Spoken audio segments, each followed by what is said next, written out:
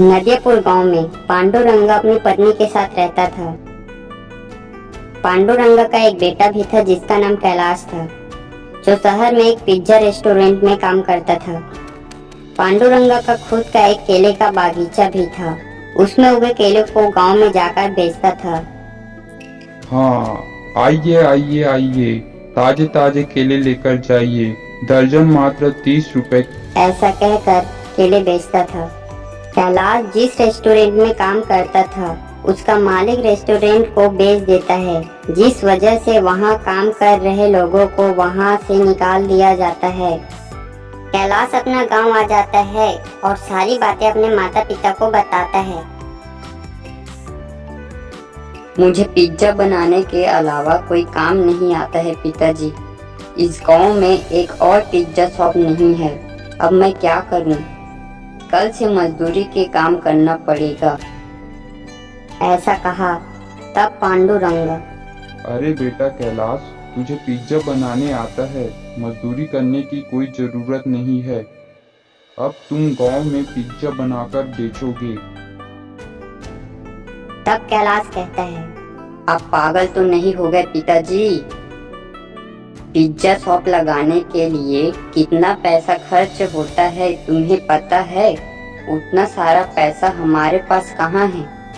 उसके लिए एक शॉप लेना है, उसका भाड़ा भरना है, उसके अंदर टेबल और कुर्सियाँ लगाना है, पिज्जा का सामान और बड़ा सा ओवन। अरे बाप रे, इतना निवेश हमारे पास कहाँ है?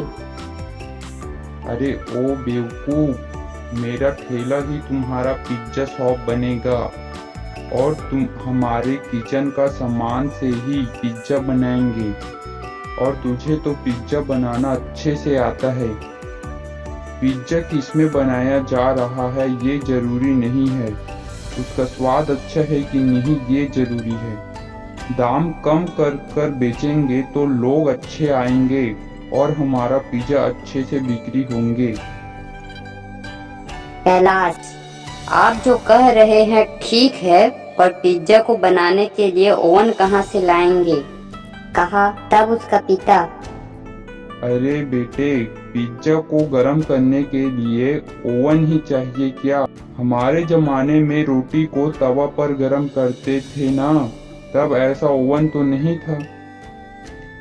और उन पिज्जा को हमारे बागीचे के केलों के पत्तों में लपेट कर तवा में जलाओ, बहुत स्वादिष्ट होता है। ऐसे अगले दिन कैलाश अपने पिता के ठेले पर गरीब का पिज्जा शॉप कहकर बोर्ड लगाए। ठेले पर पिज्जा का सामान लेकर गांव में आए।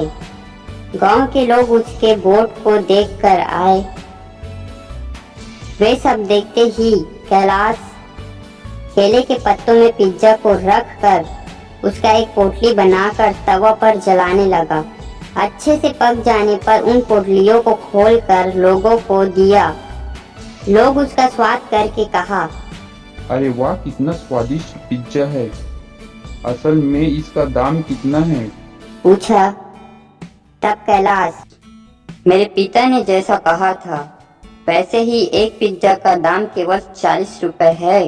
कहा उस दिन बाद उसका पिज्जा शॉप बहुत मशहूर हो गया।